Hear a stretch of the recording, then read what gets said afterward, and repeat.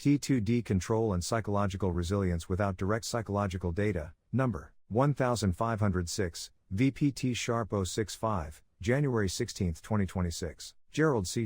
EclaireMD Foundation. Category: Psychology and Physiology. Preface: I was diagnosed with type 2 diabetes in 1986 at the age of 39. Between 1994 and 2003, I suffered 5 cardiovascular episodes. In 2010, I was informed that I had chronic kidney disease, neuropathy, and diabetic retinopathy. Finally, in June 2025, I experienced a near-death hemorrhagic stroke. Over these past 40 years, representing nearly half of my biological life thus far, in addition to enduring multiple chronic diseases, one can easily imagine the magnitude of the fear, worry, and psychological stress I have lived under. These experiences were the part of reasons I spent 9 years, from 2001 to 2009, self-studying psychology. Furthermore, I have dedicated the past 16 years to self-study and research on biomedicine and written more than 1,500 single-authored medical research papers, making me likely one of the most prolific individual medical research paper authors in the world. My purpose was simple and practical. I wanted to stabilize my own mind and psychological state, through a deep and thorough understanding of both pathology and physiology, and to verify what I had experienced by analyzing more than 4 million data points, collected from my own body over the past 16 years. In many studies that discuss quality of life or mental health, a common criticism is the absence of formal psychological questionnaires, such as depression or anxiety surveys. In this study, I did not collect those types of psychological survey data. Within the Viscoplastopology, VPT, framework, this is not a weakness. It is a deliberate and defensible choice. My approach focuses on how a system behaves over time, rather than relying on subjective self-reports taken at a single moment. Why psychological questionnaires are not required in VPT research. The Viscoplastopology research framework, VPT is viscoplasticity plus topology, does not depend on emotional labels or diagnostic categories. It focuses on observable system behavior over time, when psychological stress is viewed through a viscoplastic lens. A framework that studies how systems gradually deform and accumulate damage over long time. It does not appear as a questionnaire score. Instead, it shows up as changes in how stable the system is, how well it absorbs stress, how quickly it recovers, and how strongly it reacts when the same stress happens again. These patterns can be identified objectively from long-term, physiological and behavioral data, whether those data are directly measured or systematically assessed. This viscoplastic medicine theory, VMT, approach is similar in spirit to many long-term surveys that are conducted repeatedly over extended periods. Although survey questionnaires may ask subjective questions, when the same questions are asked consistently and repeatedly, especially from the same participants, the results become increasingly deterministic and quantitative. Over time, such data can be rigorous enough to support serious scientific research and analysis. Long-term data as psychological proxies. Over more than 16 years, from 2010 through 2026, I collected dense and continuous data on 10 categories of 4 biomarkers and 6 daily lifestyle details. These include glucose control, blood pressure behavior, sleep patterns, physical activity, and consistency of daily habits. Together, these variables reflect how the body and mind respond to stress over time. They serve as direct or indirect, but reliable indicators of both physiological stress and psychological resilience. Chronic psychological strain does not remain hidden. It leaves clear marks on system behavior. These marks include larger ups and downs, slower recovery after disruptions, stronger reactions to similar stress levels, and gradual loss of control stability. All of these effects are measurable. They do not depend on how a person describes their emotions, nor do they require interpretation of mood or feelings. More bluntly stated, all of my measured biomarker and lifestyle data already include my psychological strengths, weaknesses, and their direct effects within the numerical values themselves. This is a systems-level statement. It makes clear that psychology is not missing from the analysis. It is already embedded in the data, removing the artificial separation between mind and body. By stating this explicitly, the artificial separation between mind and body is removed. In real life, thoughts, discipline, stress, and decision-making continuously influence physical behavior. VPT treats these influences as part of one integrated system, not as separate domains. Psychological factors are not external add-ons. They modify daily behavior and physiological responses, and therefore must appear in the measurable outputs of the system. My collected dataset already integrates my psychological state, behaviors, resilience, and their effects into all recorded physiological biomarkers and lifestyle details. I therefore assign an overall psychological state of mind for each time period as the strain output in this analysis. How psychological resilience is estimated. In this study, Psychological resilience is estimated through several observable patterns. First, long-term stability is examined through sustained glucose control, body weight management, and consistent daily behaviors, EDUSLK, void portion, carbohydrates and sugar intake, and daily walking steps. Second, recovery behavior is evaluated by how quickly and smoothly physiological measures return toward healthier or normal conditions after initial stressful states. Third, excessive swings or overshooting responses are examined as signs that the system may be losing its ability to absorb stress. Fourth, long-term strain accumulation is analyzed to determine whether the system gradually becomes fragile or remains adaptable. Across all of these patterns, the data show that my system remained stable for many years, particularly after 2014, with consistent recovery after stress, and no progressive increase in erratic or fragile behavior. This stability persisted despite substantial and well-documented challenges, including 36 years of type 2 diabetes since 1990, 5 cardiovascular events between 1994 and 2003, and a hemorrhagic stroke in mid-2025.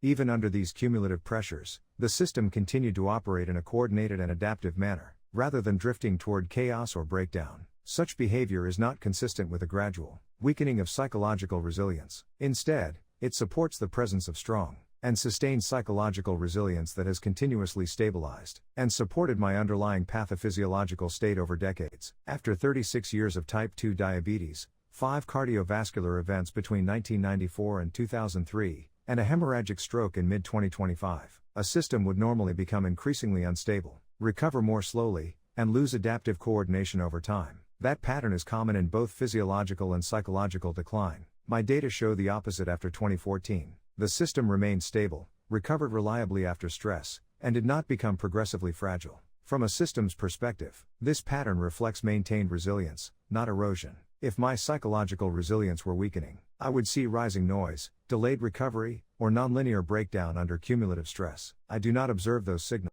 This conclusion is not speculative. It follows directly from long-term behavior. The simplest explanation is that strong psychological resilience has remained intact, and has continued to stabilize my physiological systems, even in the presence of structural damage, initial conditions and personal resilience. It is also important to clearly state the starting condition of this system. My psychological resilience is not assumed. It is demonstrated through my lifestyle behavior, decades of disciplined self-management, continuous high-quality data collection, independent research model development, and sustained high-intensity data analytical work reflects strong willpower, long-term persistence, and a deeply internalized knowledge base. Using an engineer's tone, within the VPT framework, these qualities act like internal shock absorbers. They reduce the impact of disturbances, delay irreversible damage, and help preserve function under prolonged stress. Psychology and physiology form a coupled closed-loop system with bidirectional influence. After 36 years of type 2 diabetes, 5 cardiovascular events between 1994 and 2003, and a hemorrhagic stroke in mid-2025, most people would expect the body and mind to become less stable, recover more slowly, and lose the ability to adjust under stress. This pattern is common in long-term physical and mental decline. My data show the opposite after 2014. The system stayed stable, recovered consistently after stress, and did not become increasingly fragile. This pattern points to preserved resilience rather than gradual weakening. If my psychological resilience were declining, I would expect to see increasing irregularity, slower recovery, or sudden breakdown under accumulated stress. I do not see those signs. This conclusion is not an assumption. It comes directly from long-term observation of both my physiological and psychological states. The most straightforward explanation is that my psychological resilience has remained strong, and has continued to support and stabilize my physical condition, even when structural damage was already present. Why this approach matters. Rather than viewing the absence of psychological questionnaires as a limitation, this study treats psychological health as an emergent property of the system, revealed through long-term response patterns. This approach avoids the subjectivity, memory bias, and short time window limitations of survey-based methods. It also aligns more closely with how chronic disease actually progresses in real life, over years rather than weeks. You can view my psychological profile from 2010 through 2025 as a compiled longitudinal survey, equivalent to 15 annual assessments conducted on the same base of participants. Psychological impact and resilience, interpreted through VMT and topology research analyses. This VPT analysis integrates two complementary views of human systems: viscoplastic energy modeling, VMT, and topological data analysis, TDA. Together, they allow psychological resilience to be interpreted, not as a vague emotional trait, but as a measurable system response shaped by long-term physiological inputs. The 5 physiological inputs examined here are body weight, glucose exposure, EAG, food intake, combined carbohydrates and sugar, and physical activity, steps. These inputs are not treated as independent variables. Instead, they are modeled as interacting stressors that collectively shape psychological strain, response, amplitude, and long-term energy dissipation. From the VMT perspective, psychological strain functions as the system's deformation axis, while the 5 physiological inputs serve as stress contributors. The cumulative VMT energy curve shows a clear and non-random pattern. Between 2010 and 2014, cumulative energy rose rapidly, indicating a period of high irreversible energy dissipation. During this phase, physiological stressors were poorly controlled, and psychological response amplitudes were high across all 5 annual nodes. From 2010 to 2014, this is the classic viscoplastic regime, where repeated overload produces permanent internal change, rather than elastic recovery. After 2014, the slope of cumulative energy flattened dramatically. Although life continued and stressors did not disappear, the system entered a lower energy dissipation regime. This does not mean stress was absent. It means that stress was absorbed, redistributed, and managed with far less energy loss. In VMT terms, the system transitioned from uncontrolled plastic flow to a stabilized viscoelastic plastic balance. Psychological resilience here is not resistance to stress, but improved efficiency in handling it. The topological analysis reinforces this interpretation.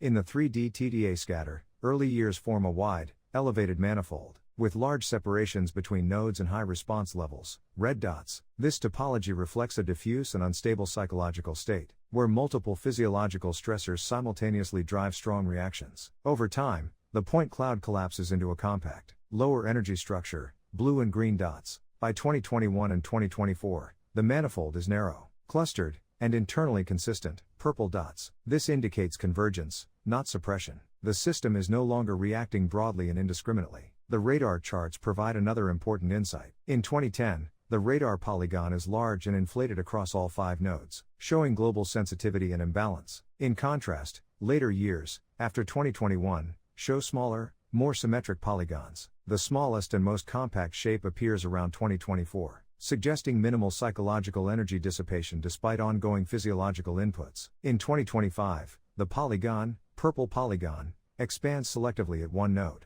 Daily walking step reduction after stroke, rather than uniformly. This is a critical distinction. Selective expansion reflects intentional engagement or situational response, not systemic fragility. Uniform expansion would indicate relapse. That is not observed. Taken together, these results show that psychological resilience is not the absence of emotional response, nor is it emotional hardening. It is a structural property of the system that emerges when physiological stressors are reduced, stabilized, and kept within manageable ranges over long periods. The system becomes quieter, not weaker. Sensitivity becomes focused rather than diffuse. From both VMT and topological perspectives, this is an irreversible transformation. Once cumulative energy has been dissipated and the system has reorganized, it does not return to its original high-energy manifold, even when stress temporarily increases. This explains why later increases in engagement or strain do not recreate earlier psychological instability. In practical terms, this analysis shows that long-term control of physiological inputs is the foundation of psychological resilience and stress relief. Emotional stability is not achieved by willpower alone.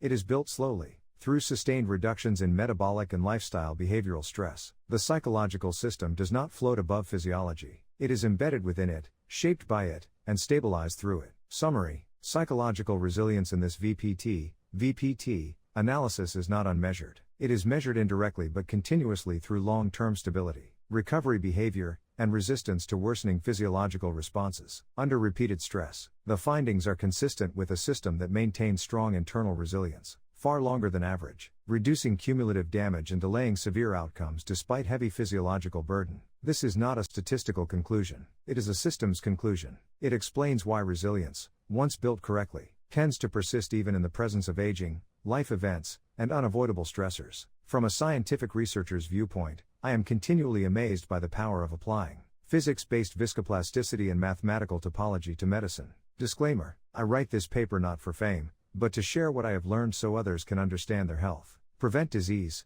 and live longer, healthier lives. This content is provided for educational reference only, and does not constitute medical advice. No doctor-patient relationship is created. You may share this summary freely, but it must not be altered, edited, or republished as your own. All intellectual property rights and copyrights for this article and its related materials belong to the author, Gerald C.